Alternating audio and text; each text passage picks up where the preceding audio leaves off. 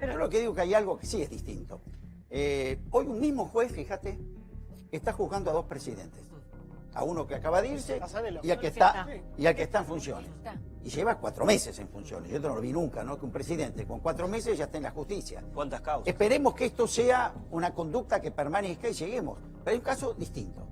Un mismo juez, fíjate, está con el juicio de dos, un ex y un actual presidente. Para que Sosay ponía el foco en la otra vez y hoy también en la justicia, es fundamental. Para mí es fundamental el tema de la justicia, y no solo en este tema de la corrupción, sino también en todo el tema de la criminología y del derecho penal, que ha sido invadido por el abolicionismo de Zaffaroni, que es nefasto. Sí, señor.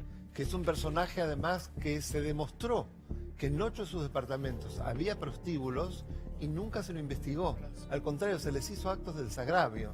Es un personaje que ha causado cantidad de muertes, porque si no hubiera sido por esas teorías totalmente trasnochadas, muchas personas hoy vivirían, porque se permitió además que se los liberase cuando no se los debían liberar, y después, una vez que estuvieron libres, volvieron a matar o violar.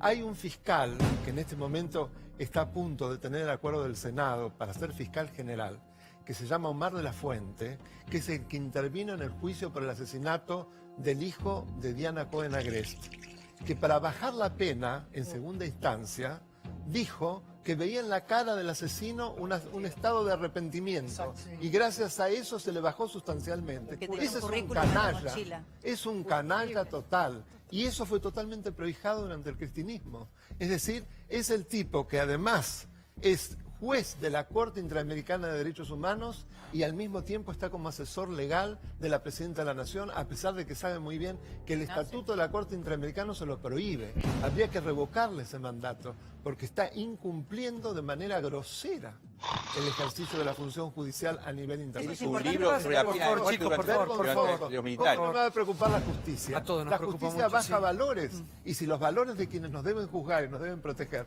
son esos, ¿qué podemos esperar de aquellos que ejercen el poder político? Están absolutamente apañados por estos personajes nefastos. Martín.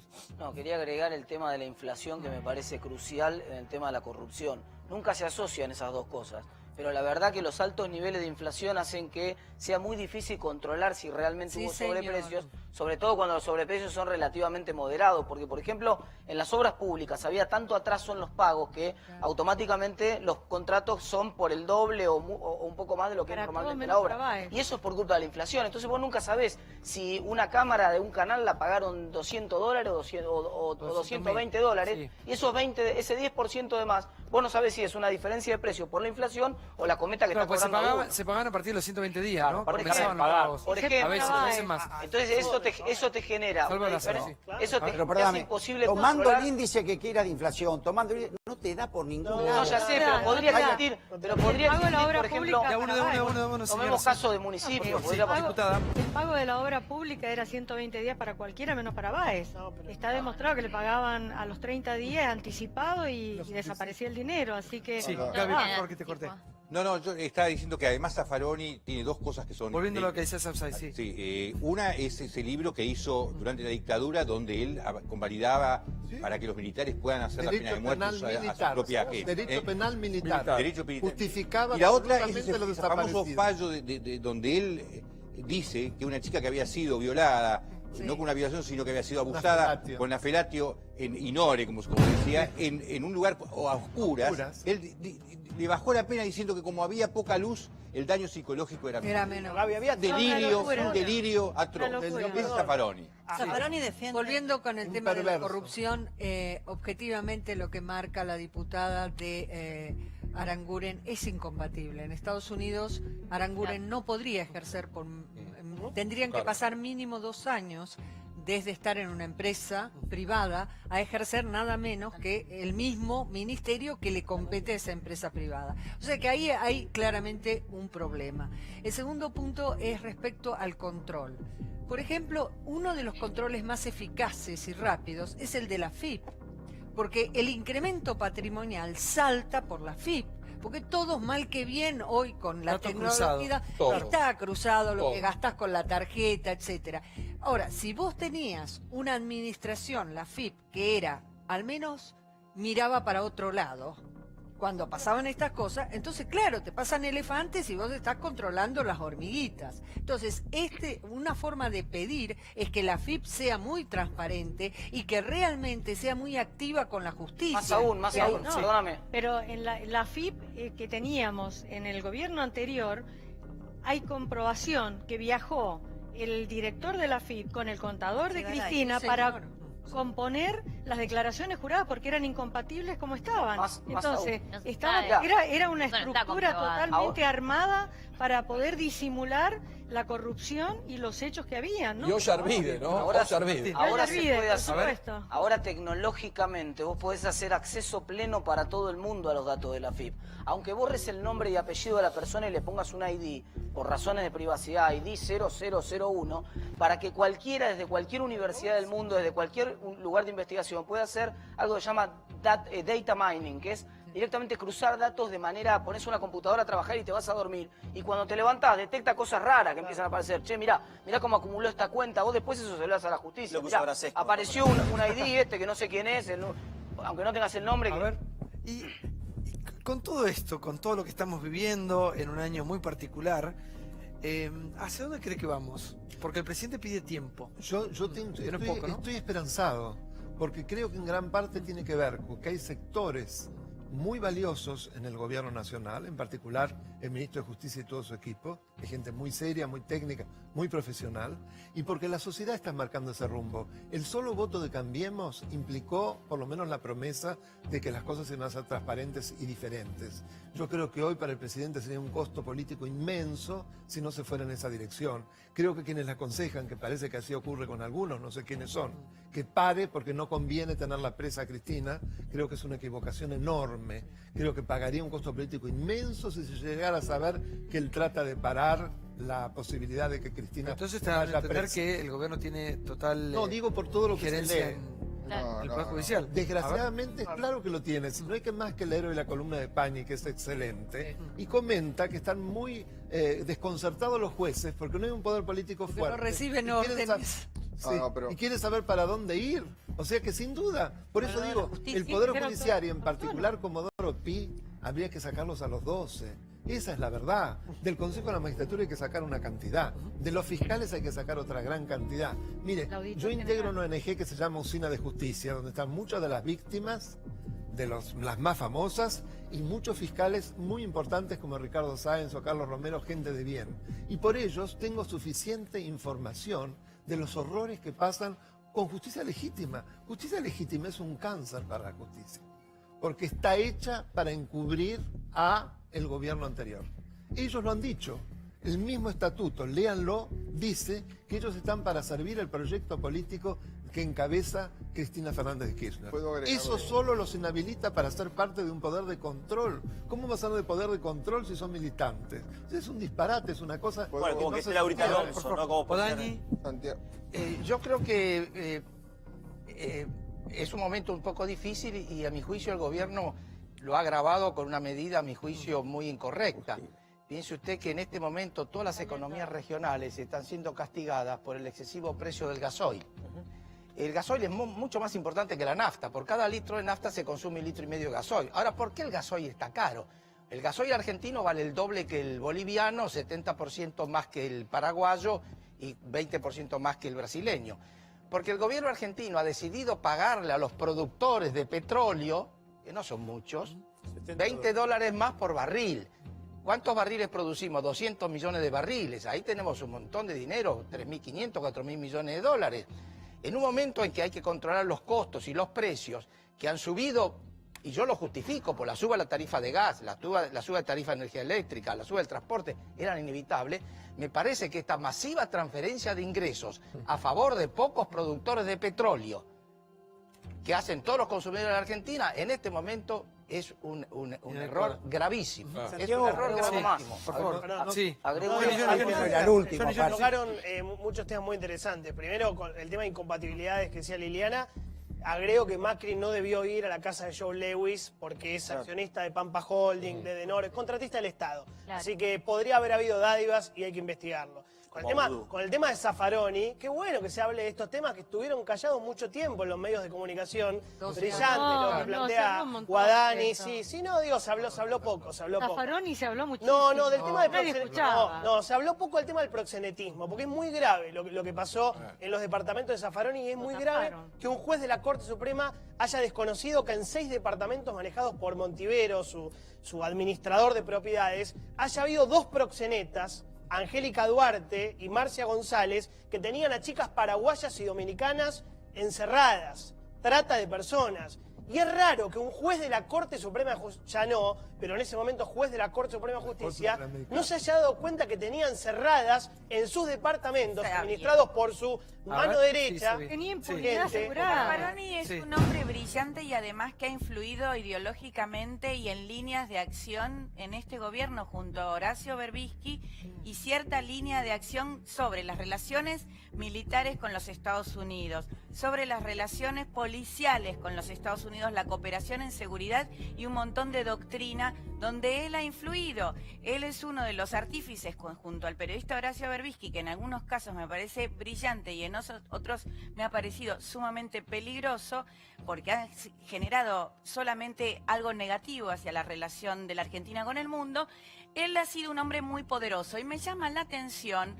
Y al final de cuentas me doy cuenta de cómo son estos organismos, como cuando la Argentina recibe un premio con la lucha contra el hambre y tenemos la cantidad de niños pobres y por debajo de la pobreza que tenemos, cuando también ahora jueces de la Corte Interamericana de Justicia aceptan a un hombre con el currículum que tiene Zaffaroni como juez de esa corte, que además su accionar, como bien dice Sapsay, es absolutamente incompatible. Ahora, un minuto, Sapsay, porque uno ve el accionar de la justicia en este momento y uno se retrotrae a un año, 2 atrás y no tiene nada que ver. Nada que ver, por eso es vergonzoso, es lamentable. Igual, si usted lo ve con la visión técnica, está lleno de trampas igual. Parece que va muy para adelante y sin embargo hay trampas en el medio. Lo que recién comentaban, ¿por qué 5 se paró? No me acuerdo cuál de ustedes era. ¿Por qué de repente se paró el allanamiento de 5 propiedades que se descubren? Bueno, a mí me hace pensar Era un hombre muchísimo. muy poderoso. ¿No es cierto? Es muy raro. Muy poderoso. Es muy raro. O sea, el caso de Casanelo, que hace todo para no llegar a Cristina. Por ejemplo, durante mucho tiempo, todo lo que cuando lo empezó a juzgar a Báez era por un problema de lavado de dinero, pero no por el delito que generaba el lavado de dinero, que era evidentemente el cohecho, la obra pública. ¿Por qué? Porque con eso llegó a Cristina. Ahora, encima no lo ponía. Todo es tramposo. Y también nosotros que tenemos una exigencia, por lo menos por parte de los medios, ¿no? De querer todo el tiempo apurar y que pasen más cosas. Y a veces la justicia coincide, llega hasta un punto y parece ser que no pasa absolutamente más nada. Porque está absolutamente maniatada. Pero además, ¿cómo puede un juez, como el caso, por ejemplo, de Freiler o el caso de Canicova Corral, que tienen mansiones poderosísimas que no las pueden justificar, los tienen agarrados con las carpetas? Si avanzan, los denuncian. El famoso carpetazo, ¿no? Total. O sea que no solo es absolutamente abyecto que los jueces se enriquezcan de esta manera, sino que además son terriblemente vulnerables, ya no son más libres. Van a juzgar del modo que quiere el patrón del momento que juzguen. Silvestre, por favor, sí. Sí. Coincido absolutamente en lo que dice Salvay, pero digamos, 2 actitudes para después ver humildemente el tema de la justicia. Sí. 2 actitudes. Un presidente que está siendo estudiado o investigado y hace un acto político y hace todo lo imposible para no ser investigado. Y por otro lado, un presidente que es denunciado y se somete a derecho. Ya marcamos el día y la noche. Ahora, ¿por qué antes sucedía una cosa y otra sucedía? Bueno, había operadores judiciales, usted lo sabe mejor que yo. Claro. Lo que significa eso, el entramado del poder. Hoy eso no existe. Por H, por B, yo creo que... Carrió, sí. Según la diputada Carrió... No. La doctora Carrió tiene una visión sobre un dirigente político. La realidad que a mí me toca, dentro de lo que yo veo en diferentes lugares y como actúo como autoridad de bloque y por representar a un frente político, no tiene absolutamente nada que ver una cosa con la otra. Y le puedo garantizar que no tiene nada que ver ni en la gestión, ni en la calidad de la gestión, ni en la forma de trabajar, ni en la forma de tomar decisiones. Mire, en esto es el día y la noche. No se opera más sobre la justicia. Eso es lo que está pasando. Campo, ¿quién es y qué rol cumple? No sé quién es Martino Campo. Martino Campo, ¿no? Es un hombre angelici que está en la Ahora, no, a mí me parece... Sí, a ver si por O sea, puesto por angelici. Me parece que todo lo que hemos charlado acá es muy interesante en un momento de grandes desafíos.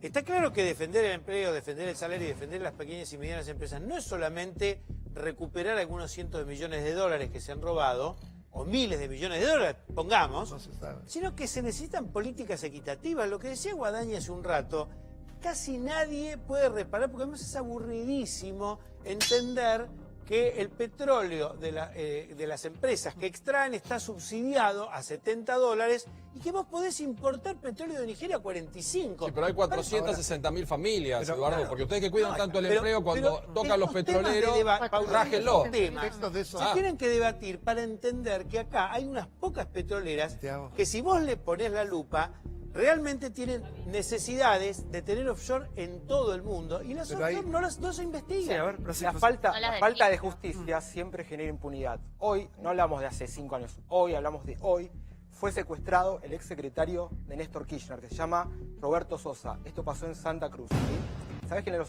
lo secuestraron y hay 2 detenidos? Son 2 militantes de Colina, ¿sí? Del partido de Alicia Kirchner, la gobernadora. Claro. Entonces, siempre el poder se mete en la justicia y genera impunidad para cualquier cosa. Tenemos que investigar todo, tenemos que ver todo, tenemos que los jueces se pongan las pilas y sí, es muy importante dejar actuar a la justicia y muy importante que el poder no se mete, porque cada vez que se mete el poder genera más impunidad. De acuerdo, pero hay un tema del que no se habla y que a mí me sorprende que le endilguen tanto los sectores kirchneristas a Macri el tener offshore, cuando todo el negocio con Chevron, que directamente es dinero público, se hizo a través del giro offshore. Es impresionante y no se sabe bien ni cuáles son, y se habla de 5.000 millones de dólares. Entonces mejor que no hablen, porque no es con dinero propio, el de Macri es el dinero propio. Ahí habría evasión. Pero esto es todo dinero nuestro, que lo metieron offshore, es una cosa... Tenemos con nosotros a la bella Pamela Bulacio. ¿Cómo le va, Bulacio?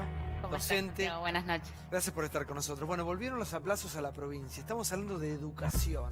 Hace muchos años que la educación en la Argentina viene así, a pique. En un momento fue de excelencia. Ahora, ¿qué pasa con la educación? ¿Bienvenido a los aplausos o no? Mirá. A marzo. Vuelven los aplazos en las escuelas de la provincia de Buenos Aires. Marcha atrás con la forma anterior de calificar. ¿Qué es lo que falla en el sistema educativo?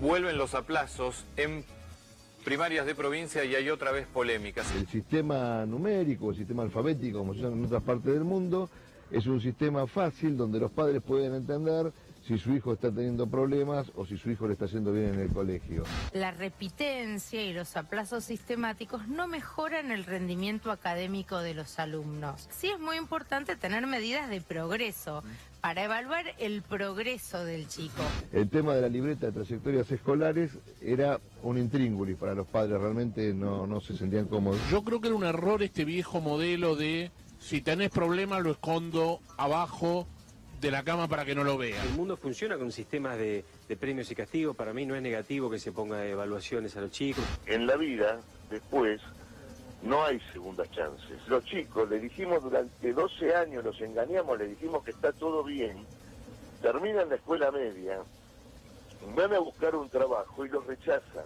Volver a poner sobre la mesa la discusión sobre el esfuerzo, sobre los valores. Algunos gremios decían, no nos parece mal, en la mitad del año hacerlo, ¿por qué no se consultó a los gremios? Lleven el debate a los docentes, no nos den la espalda porque tenemos mucho para decir. ¿Por qué se implementa en junio? Porque para decir en el primer boletín. O sea que rige desde este año y los chicos empezaron las clases y los padres no sabían que este sistema cambiaba.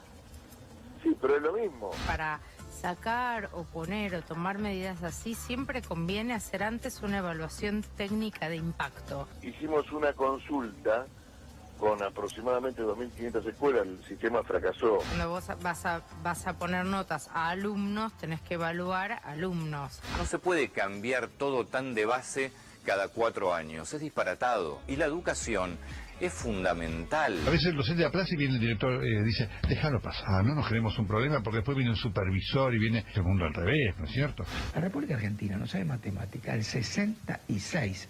2 de cada 3 adolescentes argentinos de 15 años no sabe matemáticas. No seguir escondiendo la verdad más allá de todo este cuento de la estigmatización. No sirve de nada que el maestro ponga un 1, se desentienda, no sepa quién es el chico. Y eso lamentablemente lo vemos mucho en muchas escuelas. ¿Y qué pasa con los abanderados? Déjemelo ver, Bonelli. Es medio contradictorio, o sea, porque si se privilegia el tema de las notas, después que el abanderado, supongo que sea un chico que tenga 5 aplazos y sea abanderado, es raro. Por eso le digo, Marcelo, permítanos seguir trabajando. Bueno, Bonelli, lo quiero escuchar con esto, por favor. ¿En qué situación, en qué momento de la educación estamos? Bueno, ¿Por dónde empezamos? Vamos a ser sintéticos y sin ningún adjetivo. Vamos a dar datos concretos. Primero, en la prueba PISA no sabe matemática el 3% de los chinos, el 5% de los coreanos, el 7% de los japoneses. En el mundo no sabe matemática el 23% de los adolescentes. En Argentina no sabe matemática el 65% de los adolescentes. Primer dato de la realidad. Segundo dato de la realidad. La prueba PISA, 65 países. Se midió el ausentismo escolar. ¿Qué lugar ocupa la Argentina? El lugar 65. Vamos a América Latina, para no hacer comparaciones, prueba PISA. Hay 3 grandes evaluaciones de UNESCO, la PERCE, la CERCE y la TERCE, primera, segunda y tercera. La PERCE y en la CERCE, Cuba salió primero. Le guste o no le guste a usted el régimen cubano, es imbatible en materia educativa. Es cierto. Primero. En la tercera prueba no se presentó Cuba, pero no salimos segundos, salimos octavos, atrás de Chile, de México, de Costa Rica, Uruguay, Colombia y Brasil. Esta es la realidad. Vamos a la provincia de Buenos Aires. La provincia de Buenos Aires ha consagrado la absoluta desigualdad, porque viola sistemáticamente el gobierno de la provincia la ley de educación que decía que el 30% de los chicos tenía que estar en jornada extendida. En la capital federal está en 45% de hace muchos años, en Córdoba está el 35%, en Río Negro el 25%. En el conurbano bonaerense, el núcleo duro de la pobreza argentina, en jornada extendida no está el 30%, está el 2%. Es una profunda discriminación. En este contexto, esta discusión yo diría que es de segundo orden. En cada caso, mire, el presidente que más sabe de educación en América Latina es Correa. Y Correa dijo, mire, cuando yo tengo una duda en materia política educativa, me pregunto una sola cosa, ¿qué es bueno para los pibes? ¿Qué es bueno para el futuro de los chicos? A mí el sentido común me dice que es bueno para el futuro de los chicos, que si un chico no sabe, se denote que no sabe y se lo aplace. Pero no para retarlo, para estigmatizarlo, para excluirlo, para que el chico sepa que está mal y que los padres sean informados. Y además la ley es sabia. La ley permite en esos casos designar tutores. Entonces, el mecanismo es, el chico no sabe, bueno, vas mal, te tenemos que aplazar. Y el padre lo tiene que saber y tenés que estudiar. Que a mí me preocupan los contenidos. ¿Qué se enseña? ¿Se ha jornado la educación? Eso ya es más difícil opinar. Lo que tenemos es... Fue más desigual también. Ah, bueno, mire. La marca de la educación argentina es la desigualdad. Por ejemplo, todo el mundo dice, y termina la escuela secundaria el 42-43% de los estudiantes. Es cierto, pero es falso. ¿Por qué es cierto y falso? Porque de los que van a escuelas estatales, termina la secundaria, de cada chico, de cada 100 que ingresan en el primer grado estatal, termina la secundaria 30. Y de los que van a las privadas, de cada 100 que ingresan en el primer grado, termina la secundaria 70. ¿De qué estamos hablando? Esa es la realidad. Tenemos baja calidad, tenemos exclusión social y somos una sociedad profundamente desigual. Y, por ejemplo, tenemos ingreso a la universidad. La universidad es gratuita. Está bien, es una bandera la universidad gratuita. Sí, pero los pobres no llegan a la universidad por la razón sencilla que no pueden terminar la escuela secundaria.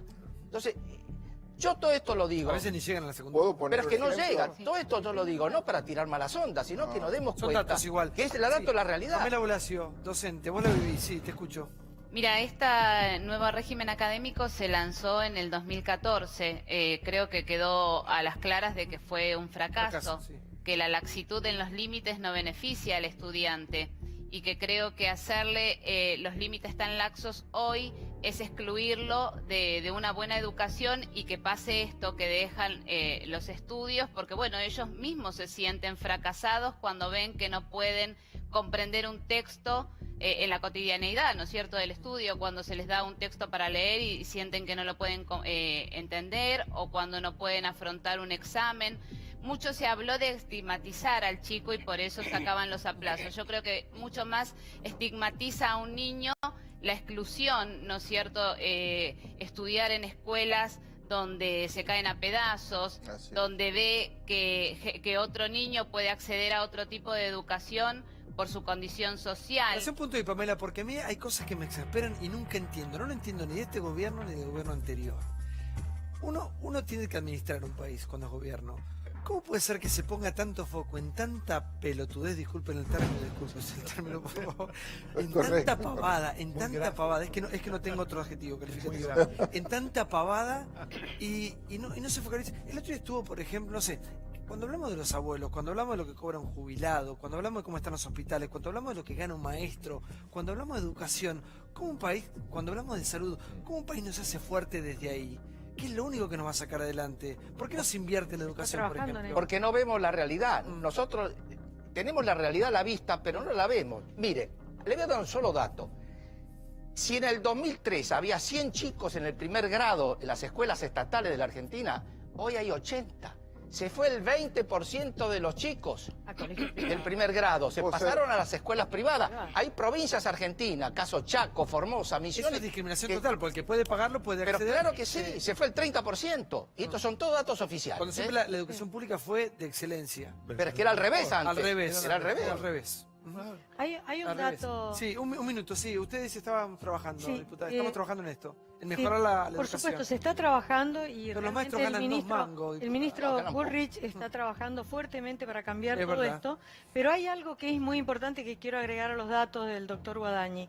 En la educación pública, por cada 100 alumnos que entran a la escuela primaria, gradúa solo 3 universitarios.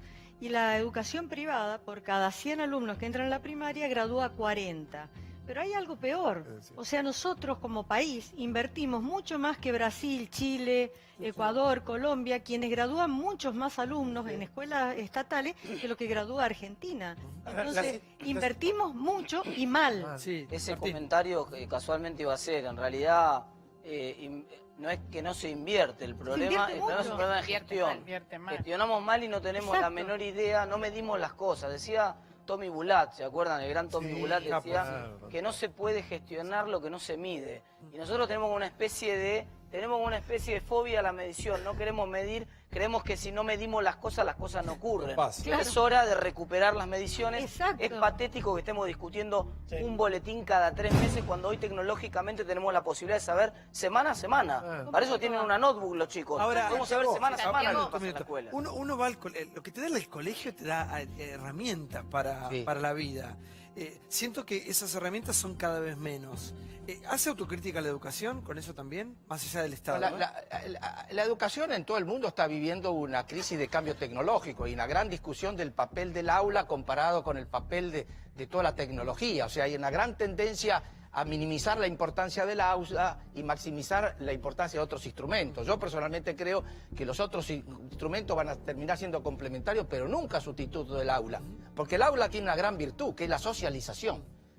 Que la tecnología... La tecnología por favor. Claro, lo que dice Débora... También tenemos que capacitar a nuestros docentes. Lo que dice Débora es verdad, la capacitación docente, y creo que no se puede tampoco hacer ensayo y error con los chicos en el aula. La precursora de este sistema fue Nora de Lucía, que fue, creo, la peor ministra que tuvimos en educación, una ministra totalmente ausente, que bueno, que tiraba cosas así sin estar empapada, no sabía ni cuánto cobraba un docente, menos iba a saber de las problemáticas que había en el aula, ¿no es cierto? Se crea la unidad pedagógica, donde un chico, la UNIPE, donde un chico de primer grado no podía repetir primero y pasaba automáticamente a segundo. Llegaban a segundo, Santiago, y te lo puedo decir porque he tenido segundo grado, sin saber escribir su nombre. Cuando teóricamente los chicos de hoy tienen que estar súper más avanzados en lo que es la lectoescritura, porque tienen todas las herramientas, tienen todas